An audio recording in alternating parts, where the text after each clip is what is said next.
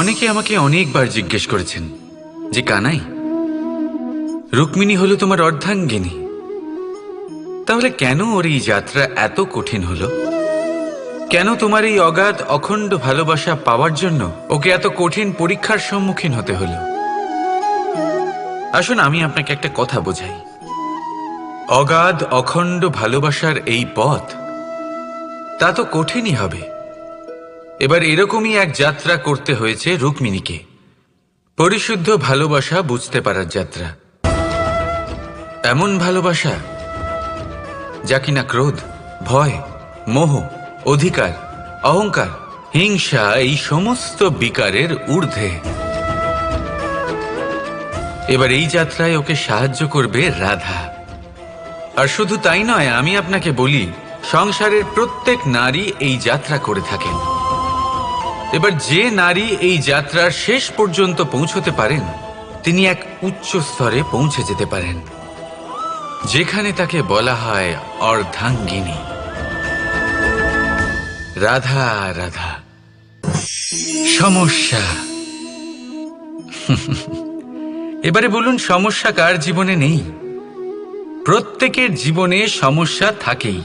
হ্যাঁ ঠিক আছে, জীবন আছে যখন, তখন সময়ের সাথে সমস্যাও আসবে। কিন্তু প্রত্যেক সমস্যাই কি সময়ই নিয়ে আসে? না, আপনি সমস্ত সমস্যার দায় সময়কে দিতে পারেন না। বেশিরভাগ সমস্যা তো এমন হয়ে থাকে যাদের আমরা নিজেরাই ডেকে আনি। হে সমস্যা, এসো, আমি তোমার জন্য অপেক্ষা করছি। কিভাবে? এবার এটা নির্ভর করছে আপনার হ্যাঁ বা না এর ওপরে। বেশিরভাগ সমস্যাই এই জন্য আসে যেহেতু আমরা বারবার হ্যাঁ বলতে থাকি, আর বেশিরভাগ সমস্যা এই জন্যই আসে যেহেতু আমরা সঠিক সময় না বলতে পারি না। সেই জন্য না ভেবে চিন্তে কোনো কথা বা কোনো প্রস্তাবের সমর্থন করলে তা আপনাকে খুব বড় বিপদে ফেলে দিতে পারে। সেইখানেই কখনো না না বলতে পারা তা আপনাকে তার থেকেও বড় বিপদে ফেলে দিতে পারে। তাই মনে রাখবেন এই অত্যন্ত জরুরি শিক্ষা, সব সময় খুব ভেবে চিন্তেই হ্যাঁ বলবেন আর দৃঢ়তার সাথে না বলবেন। আর বিশ্বাস করুন, আপনার জীবন অত্যন্ত সুখময় হয়ে যাবে। তাহলে আসুন আমার সাথে ভালোবেসে বলুন, রাধা রাধা। সাফল্য। সাফল্য এই পৃথিবীতে কে না পেতে চান? প্রত্যেক মানুষ চান যেন সাফল্য নিজে এসে তার কাছে ধরা দেয়। এবার সাফল্য তাদের কাছে এসে ধরা দেয় যারা নিজের পা ধরাতলে রেখে চলেন, যারা স্বপ্নের জগতে বিচরণ না করে বাস্তবের মাটিতে পা রেখে চলেন এবং তাও দৃঢ়তার সাথে।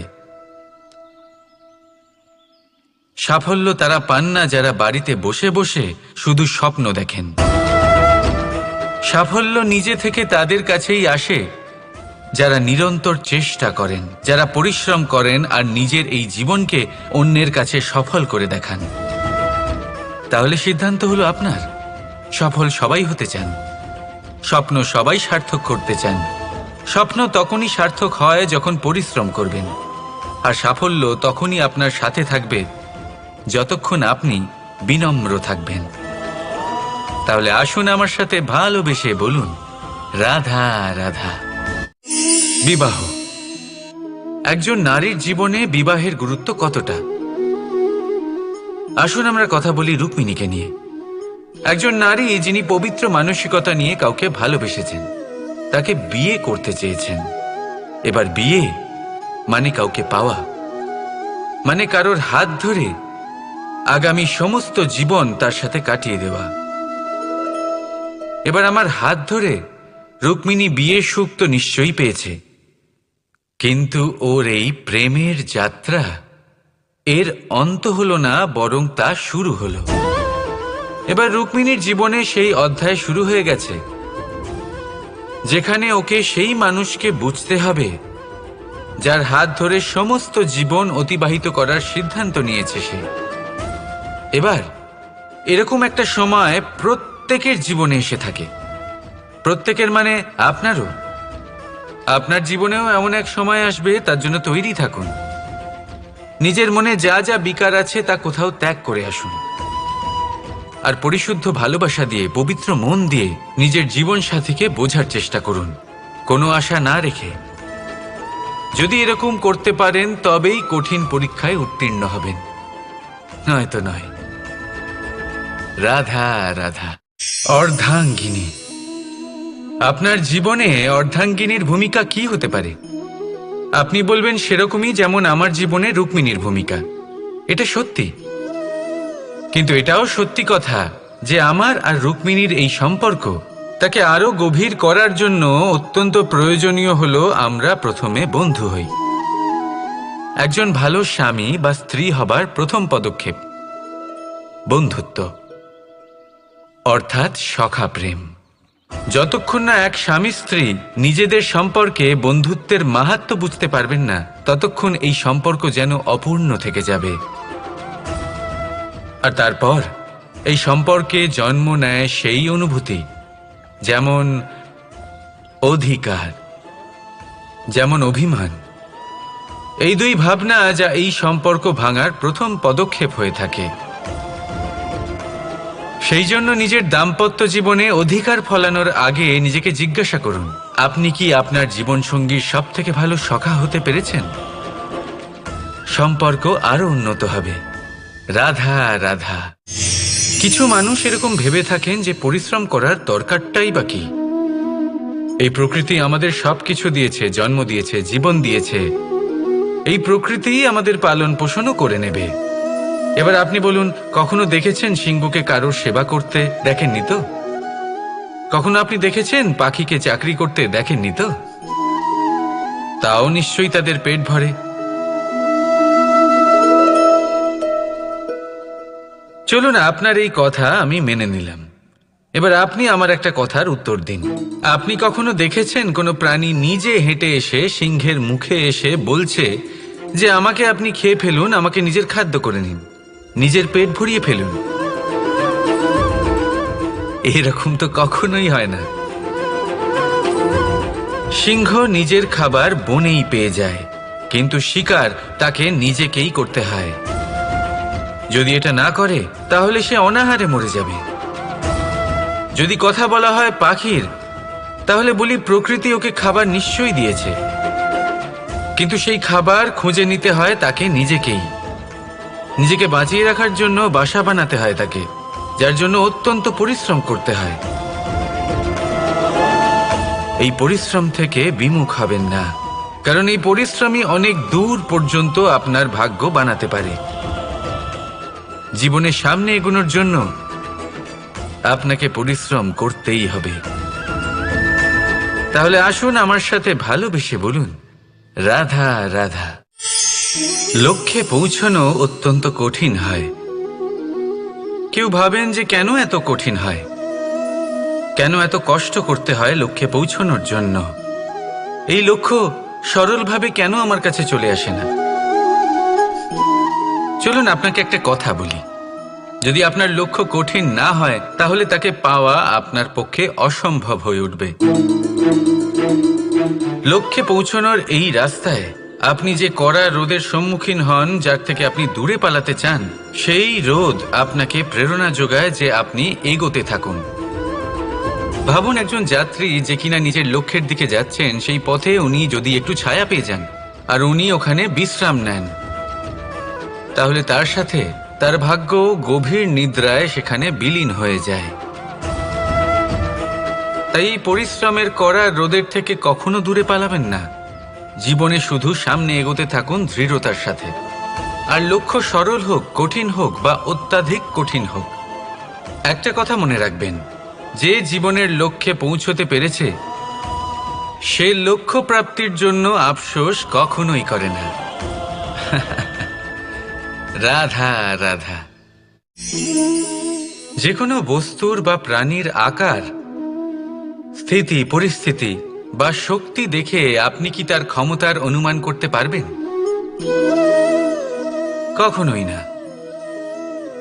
আসুন আমি আপনাকে উদাহরণ দিই একটা তলোয়ারের। সেই তলোয়ার যার দ্বারা আপনি অনেক বড় বড় যুদ্ধ জেতেন, বড় বড় রাজাদের পরাস্ত করতে পারেন। এবার আপনি যদি এই তলোয়ার কাউকে দেখিয়ে তার থেকে তার বস্ত্র ছিনিয়ে নেন, তাহলে দেখবেন যখন সেই বস্ত্র ছিঁড়ে যায় তখন একটা ছোট্ট সূচি চমৎকার করতে পারে। তখন এই তলোয়ার কোনো কাজে লাগবে না। সেইভাবেই একটা মাছ কখনো বনে গিয়ে শিকার করতে পারে না, আর সেইভাবেই সিংহ জলের রাজা হতে পারে না। প্রত্যেকের নিজের নিজের দুর্বলতা রয়েছে, প্রত্যেকের নিজের নিজের শক্তি রয়েছে, আর এই প্রকৃতি সবাইকে এইভাবেই বানিয়েছে যে প্রত্যেকের মধ্যে কোনো না কোনো বিশেষ গুণ অবশ্যই থাকে। তাই যদি আপনি নিজের মধ্যে বা অন্যদের মধ্যে শুধুই দোষ দেখতে পান, তাহলে একটু উপর থেকে দেখুন, সবার মধ্যে বিশেষ গুণ খুঁজে দেখতে শুরু করুন। আপনি বুঝবেন আপনি নিজেও কত বিশেষ আর অন্যরাও কত বিশেষ। আপনি বুঝবেন এই সংসার, এই প্রকৃতি হলো কতটা বিশেষ। তাহলে আসুন আমার সাথে ভালোবেসে বলুন, রাধা রাধা। জলরাশির সাথে আমার প্রেম চিরন্তনের, তা সে মথুরার যমুনা নদীই হোক বা দ্বারকার সমুদ্রই হোক। সমুদ্রের ধারে চলতে চলতে যখন সেই কোমল ঢেউ পা ছুঁয়ে যায়, আহা, ক্লান্তি যেন দূর হয়ে যায়। আমাদের মধ্যে একটা শক্তির জন্ম দেয়, মনকে উৎফুল্ল করে তোলে। সেই ঢেউয়ের বিষয় কি আপনারা কখনো ভেবেছেন?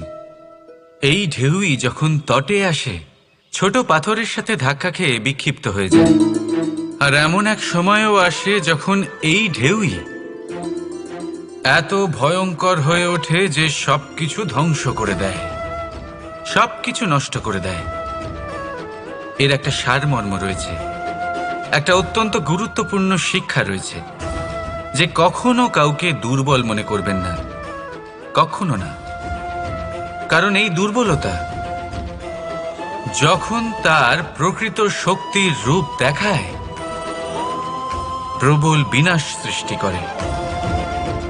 তাই কারোর বিনম্রতার, কারোর কোমলতার সর্বদা সম্মান করতে শিখুন। রাধা রাধা। লক্ষ্য, পথ আর সাফল্য, এই তিনটেই একে অপরের সাথে জড়িত, কিন্তু অনেকবার মানুষ এদের ঠিকভাবে বুঝতে পারেন না। তারা ভাবেন যে যেরকম লক্ষ্য হবে সেরকমই পথ হবে, সেই মতোই লক্ষ্য কঠিন হলে পথ কঠিন হবে, লক্ষ্য সরল হলে পথও সরল হবে। যদি আপনাকে আসল সত্যের সাথে অবগত করাই, তাহলে দেখবেন সবকিছুই এর উল্টো। লক্ষ্য নিজের পথ বানায় না, পথ সেটাই যেটা আপনি স্বয়ং নির্বাচন করে আপনি নিজে বানান। সেই অনুসারেই আপনি আপনার লক্ষ্যে পৌঁছতে পারবেন। সেই জন্য জীবনে যখনই লক্ষ্যে পৌঁছানোর পথের বিষয়ে আপনি কোনো সিদ্ধান্ত নেবেন, তাহলে তা ভেবে চিন্তে নেবেন, কারণ এই পথ অত্যন্ত গুরুত্বপূর্ণ। পথ যদি শুভ হয়, তাহলে লক্ষ্য আপনা থেকেই শুভ হয়ে যায়। তাহলে আসুন আমার সাথে ভালোবেসে বলুন, রাধা রাধা। আপনি কখনো ময়ূরকে নৃত্য করতে দেখেছেন? কথায় আছে যে যখন ময়ূর নৃত্য করে তখন তার চোখ থেকে অশ্রু ঝরে পড়ে। সেখানেই অন্যদিকে আছে হাঁস। কথায় আছে যে এরা নাকি মৃত্যুর সময়ও কলরব করে, অর্থাৎ গান গায়। হয়তো সেই জন্যই মুক্তোর দানা হাঁস খুঁজে পায়, ময়ূর পায় না। এর একটাই সারমর্ম, জীবনে আপনি যে কাজই করুন, সে বড় হোক বা ছোট, প্রসন্নতার সাথে করুন। মনে কোনো তিক্ততা নিয়ে করবেন না, তাকে কষ্ট দিয়ে করবেন না। যদি এই বিষয়ে আপনাকে কোনো উদাহরণ দিই, তাহলে বলি একজন চিত্রকারকে দেখুন।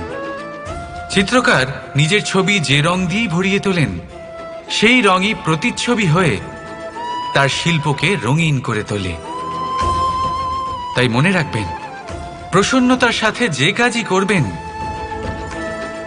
তা অত্যন্ত ভালো হবে। আসুন আমার সাথে ভালোবেসে বলুন, রাধা রাধা। অনেক সময় মানুষ এই কথায় দুঃখ পান যে কেন বারবার তার ক্ষমতার ওপরে সন্দেহ প্রকাশ করা হয়, কেন বারবার তাকে পরীক্ষা দিতে হয়, কেন? জিজ্ঞেস করে এটাই কি আমার ভাগ্য যে একাধিকবার আমার ক্ষমতা আমাকে প্রমাণ করতে হবে? মানুষ মনে করে এ হলো দুর্ভাগ্য। আমি মনে করি এ হলো সৌভাগ্য। কিভাবে? সন্দেহ কার উপরে করা হয়? সোনার বিশুদ্ধতাকে নিয়ে, লোহাকে নিয়ে নয়।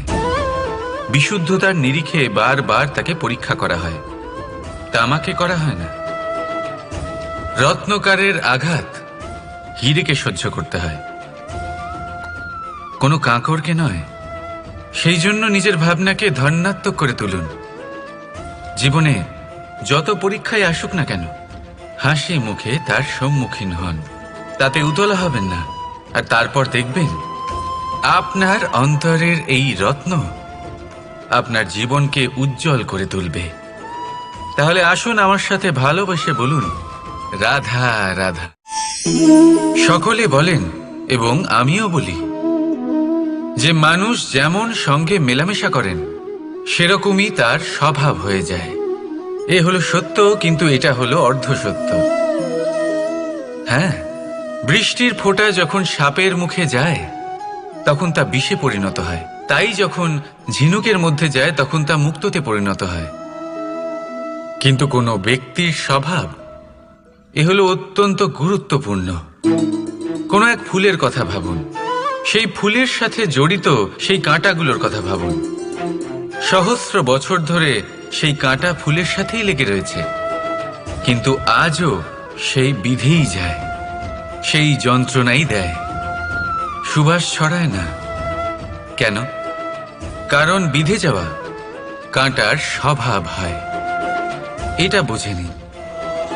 সর্বপ্রথম নিজের মনের ভাবকে বদলাতে শিখুন, তারপরই আপনার সঙ্গের প্রভাব পাল্টাতে পারে।